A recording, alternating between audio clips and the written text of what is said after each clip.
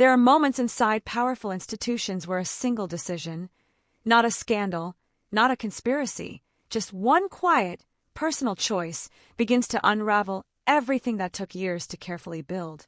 And what is reportedly unfolding inside the British royal family right now is precisely that kind of moment, arriving faster and hitting harder than almost anyone inside those palace walls could have anticipated. But here is what makes this particular situation different from every royal controversy that has come before it. It isn't the event itself that is most revealing. It is what the event apparently exposed about what had already been quietly happening for years. To understand why Prince William, the Prince of Wales, reportedly moved with the kind of speed and precision that he did, you first have to understand what he was allegedly looking at when the full picture finally came into focus. Because the story emerging from inside Balmoral Castle isn't simply about a family conflict that escalated beyond anyone's control. According to accounts that have surfaced from people close to the situation, it is about something far more fundamental, the gap between holding a title and actually honoring what that title demands of you. And when William reportedly saw that gap documented in real itineraries and real timelines that left almost no room for interpretation, something shifted in him that the people around him say has not shifted back. Balmoral itself matters here, and not just as a geographic detail. That ancient estate, its grey stone walls rising out of the Scottish Highlands beneath skies that seem permanently heavy with cloud and history, carries a particular weight inside the royal family's emotional and institutional memory. It is where Queen Elizabeth II drew her final breath. It is where the monarchy retreats when it needs to be away from the world's scrutiny. And it is where King Charles III was reportedly gravely, visibly, frighteningly ill, not unwell in the softened, managed way that official palace statements typically suggest, but seriously incapacitated, surrounded by his medical team, the full weight of his condition pressing down on everyone inside those walls who understood what his inability to function would mean for the institution built entirely around him. In that atmosphere, with that level of crisis contained within those ancient rooms, the question of where his wife was is not a peripheral detail. It goes to the very heart of what the role of queen consort actually means in practice, rather than simply in title. Camilla, the queen consort, was not in Scotland. She was not nearby. She was not quietly preparing to travel north. According to reports, she was fully settled aboard a luxury superyacht somewhere along the Mediterranean coastline, surrounded by ease and warmth and the kind of unhurried comfort that makes the contrast with a cold Scottish sickroom almost impossible to absorb without a degree of genuine disbelief. And what allegedly made this detail so devastating when it reached the people gathered at Balmoral wasn't simply the visual contrast of it, though that contrast was damaging enough on its own terms. It was what the security briefings and internal travel documents reportedly revealed about how committed her presence there actually was.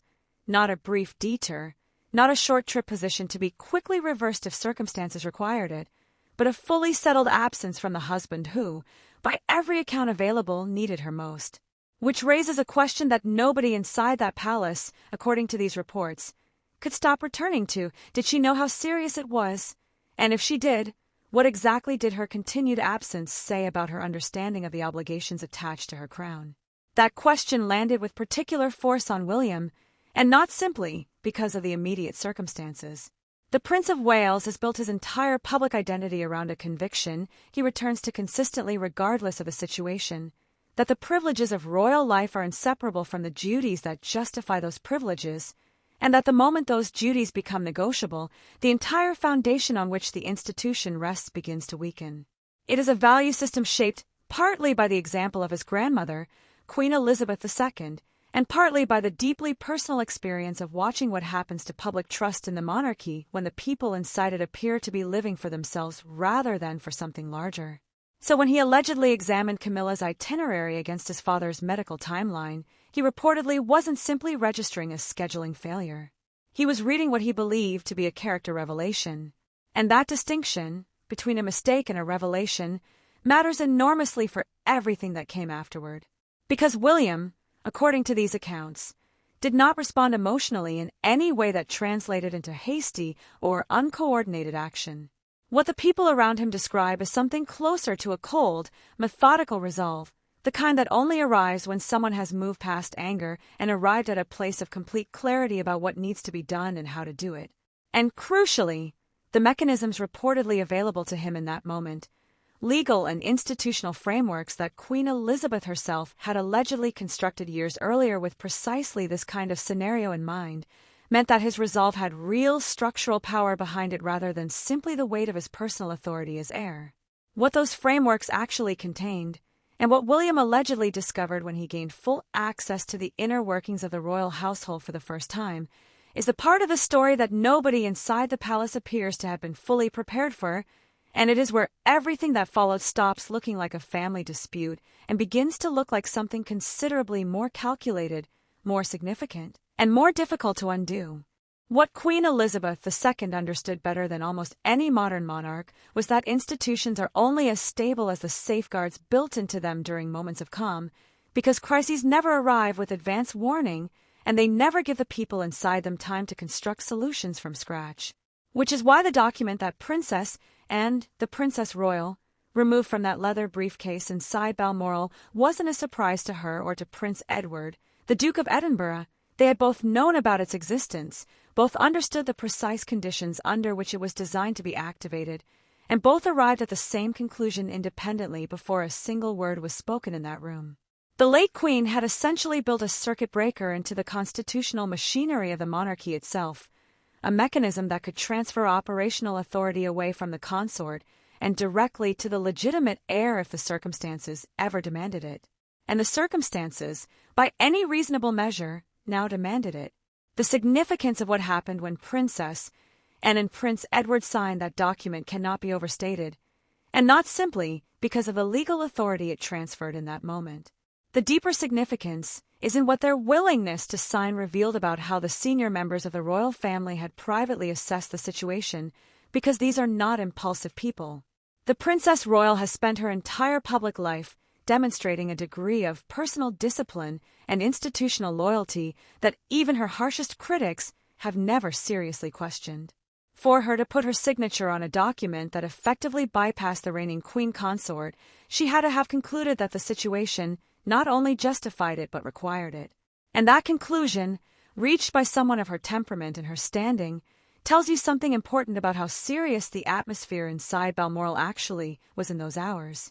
The moment that ink dried, Prince William's position transformed in a way that went far beyond the ceremonial authority he already held as heir apparent. He now had access to the full operational architecture of the royal household, the financial ledgers, the personnel registries, the appointment records, the board memberships, the budget allocations across every major royal institution and charitable body. And what that access revealed, according to the accounts that have since emerged, was something that appeared to have been growing quietly and systematically for years beneath the visible surface of the monarchy. Camilla's extended family and her closest associates had not simply been granted the honorary proximity that typically comes with a consort's elevation. They had moved into positions of genuine operational influence, roles inside the Duchy of Cornwall, seats on palace management boards, advisory positions attached to major royal charitable funds, and the pattern of those appointments, when laid out together against a timeline, suggested something that looked considerably more deliberate than coincidence.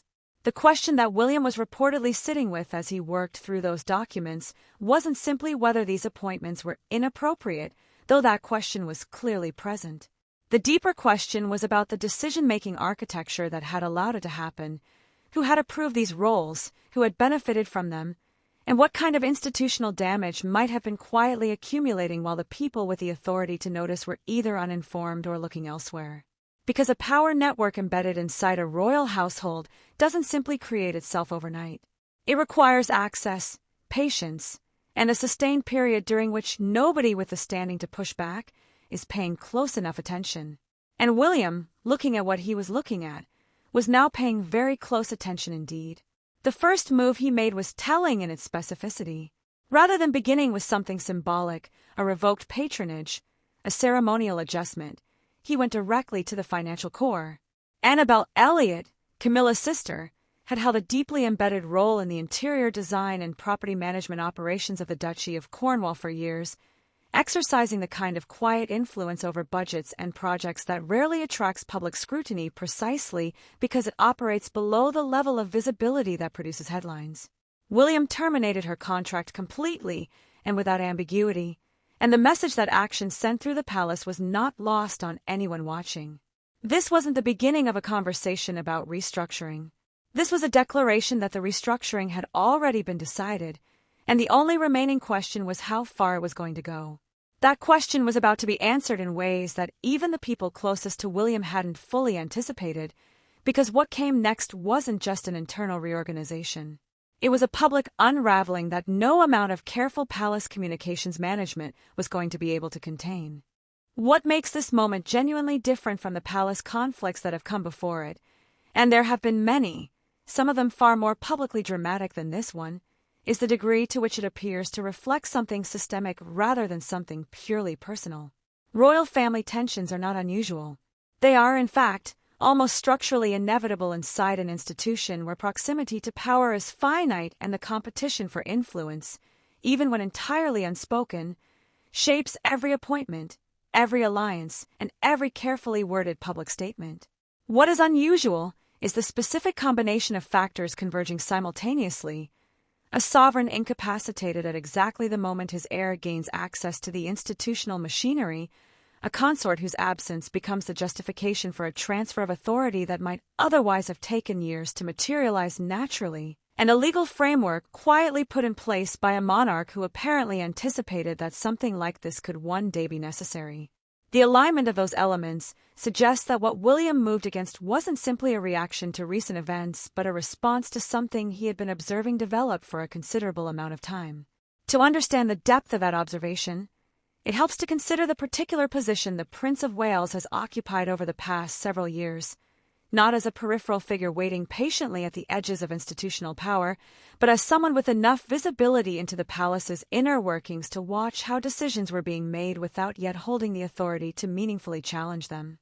That position, which can appear passive from the outside, is actually one of the most psychologically demanding in the entire royal structure, because it requires absorbing information that troubles you, watching patterns develop that concern you, and maintaining the composure of someone who understands that their moment has not yet arrived, while simultaneously preparing for the moment when it does.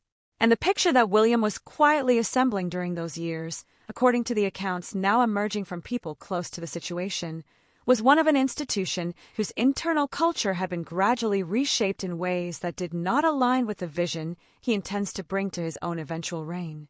The historical parallel that keeps surfacing in conversations among serious royal commentators is not a comfortable one for the institution, because it reaches back to periods in British royal history when consort influence expanded quietly enough that the mechanisms for challenging it either weren't noticed until they were deeply embedded or weren't available to the people who had the standing to use them. What appears to separate this moment from those historical precedents is precisely the existence of a document that Princess and produced, a contingency framework that gave the legitimate heir a legal pathway to act rather than simply a political argument to make. And the fact that Queen Elizabeth constructed that pathway suggests she had considered the possibility that a future consort might accumulate influence in ways that required a structured institutional response, rather than a personal confrontation that could fracture the family publicly and irreparably. Which brings into focus a question that the emerging accounts haven't fully answered yet, one that sits beneath everything else being reported and quietly changes the meaning of all of it. If the late Queen anticipated this possibility closely enough to build a legal mechanism around it, what exactly did she know or suspect about the direction things might eventually take? Because foresight of that specificity doesn't typically emerge from vague discomfort. It emerges from observation, from pattern recognition, from a granular understanding of the people involved and the institutional vulnerabilities they might one day exploit, deliberately or otherwise. And if Elizabeth saw something in the years before her death that prompted her to construct this particular safeguard, then the story of what has unfolded inside Balmoral becomes not just a crisis, but the arrival of something that was quietly anticipated at the very highest level of the monarchy for longer than anyone has yet publicly acknowledged. That realization, that this moment may have been foreseen and prepared for rather than simply responded to, shifts the entire frame through which everything William has done since assuming temporary operational authority needs to be understood. Because if his grandmother's mechanism was built with this kind of scenario in mind, then his use of it isn't improvisation. It's execution. And the question of what else may have been prepared, what other frameworks or understandings exist that haven't yet surfaced in any of the accounts currently circulating, is the thread that leads directly into the part of the story that may ultimately prove to be its most consequential chapter, one that involves not just what William has already done, but what he appears to be preparing to do next, and why the people who understand the palace's internal architecture believe the full scale of it hasn't yet become visible to anyone watching from the outside. What nobody inside the palace's communications apparatus had fully prepared for was the specific way the story escaped containment, not through a single dramatic leak from one disgruntled source, but through a simultaneous convergence of independently verified details reaching multiple major newsrooms at roughly the same time, in a pattern that suggested coordination rather than coincidence. The itinerary documents, the internal health briefings, the timeline comparisons that made Camilla's absence from Scotland so visually and factually undeniable, these didn't surface in the way that ordinary palace gossip typically surfaces, through the slow accumulation of whispers that editors spend weeks attempting to verify before committing to print. They arrived already corroborated, already cross-referenced, already arranged in a sequence that told the story with a clarity that required almost no editorial interpretation. And the question of how that happened, and who understood the palace's media architecture well enough to use it that precisely, is one that the people tasked with managing the institution's public image are still sitting with uncomfortably. The public reaction that followed was swift in a way that caught even the most seasoned royal observers off guard, not because criticism of the Queen consort was surprising in principle, but because of the specific demographic breadth of it.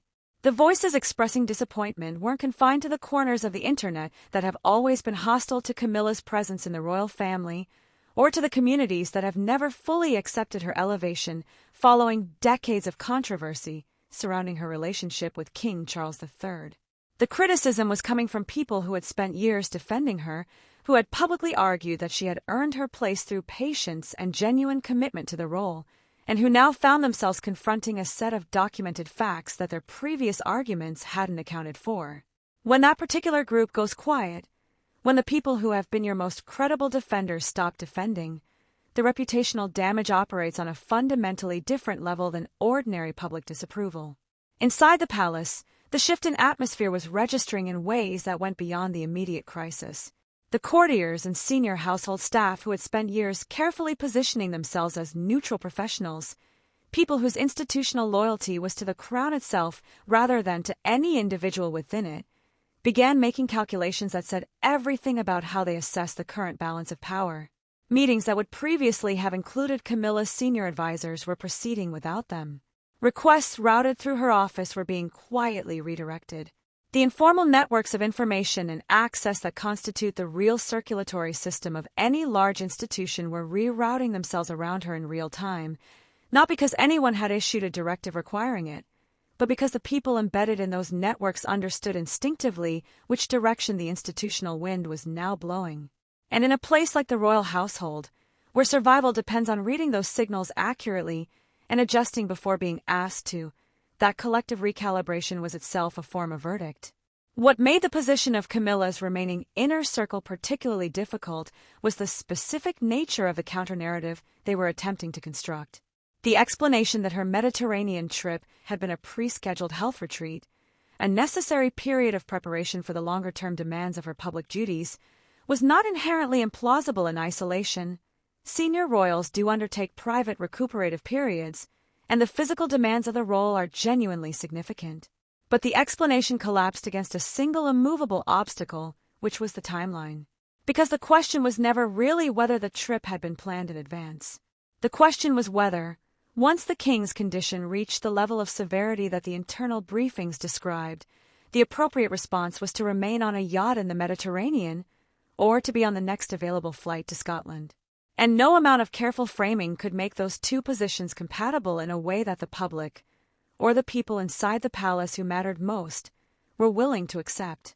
The institutional consequences of that credibility failure are still accumulating, and their full scope won't be visible for some time yet, but what is already becoming clear is that the formal decree stripping Camilla of her operational powers and requiring her departure from Clarence House represents not an endpoint but a beginning. Because William, having moved this decisively and this publicly, has created a set of institutional facts that now have their own momentum, independent of whatever personal reconciliation might or might not be possible within the family going forward. The power structure he has established, the appointments he has terminated, the access he has revoked, these aren't gestures that can be quietly reversed without raising questions about the authority and judgment of the person who made them. Which means that what King Charles III wakes up to when he recovers, and what he decides to do about it, carries consequences not just for his marriage and his family, but for the credibility of the institution he has spent his entire life preparing to lead. And that is precisely where the story arrives at its most delicate and most consequential pressure point, because everything that has happened so far, as significant as it is, has unfolded in the absence of the one person whose voice could either legitimize it entirely or complicate it in ways that nobody has yet fully mapped. The voice that has been absent from every account, every leaked document, every internal recalibration described across the past several days, is the one that ultimately carries the most institutional weight in all of this, and that absence is itself one of the most significant details in the entire story. King Charles III has not spoken. He has not issued a statement through his private office, has not signaled through any of the informal channels that senior royals typically use when they want their position known without committing it to the public record, and has not, according to any of the accounts currently available, made any move to halt or reverse what his son has set in motion. And the question of whether that silence represents incapacitation, acceptance, or something more complicated and more deliberate than either of those explanations is one that the people closest to the situation are reading with considerable intensity, because the answer determines almost everything about what happens next. There is a version of this story in which Charles, upon recovery, endorses what William has done, in which the king looks at the institutional restructuring his heir has carried out and concludes, privately if not publicly, that the concerns it reflects were legitimate, and that the changes it has produced are ones he can accept or even quietly support. That version of events would consolidate William's position in a way that would be extremely difficult to challenge from any direction, because it would mean the two most powerful figures in the current royal hierarchy were aligned rather than in opposition. But there is another version, considerably more complicated and considerably more consequential for the institution's stability, in which Charles recovers and finds himself facing a restructured household, an isolated wife, and a son who acted with a decisiveness that, whatever its justifications, now requires a response. And the nature of that response, whether conciliatory, confrontational, or something carefully calibrated to split the difference, will define the internal dynamics of the monarchy for years in a way that no communication strategy will be able to fully manage or conceal. What adds another layer of complexity to that calculation is the position it places Catherine, the Princess of Wales, in going forward, because she has been conspicuously and strategically absent from the visible narrative of these events in a way that itself communicates something. The future queen has not been publicly drawn into the conflict, has not appeared in any of the accounts as a driving force behind the decisions her husband has made, and has maintained a remove from the immediate crisis that reads less like uninvolvement and more like a considered positioning.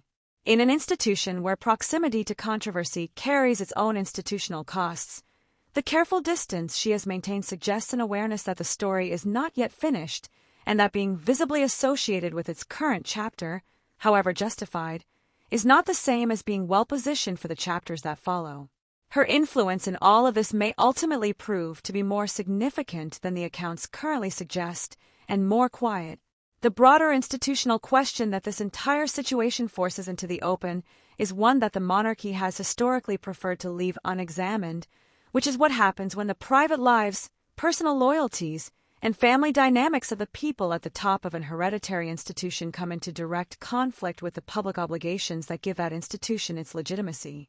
The crown has survived that conflict before, sometimes gracefully, and sometimes at considerable cost to its public standing, but it has always survived by finding a way to reassert the primacy of the institution over the individuals within it.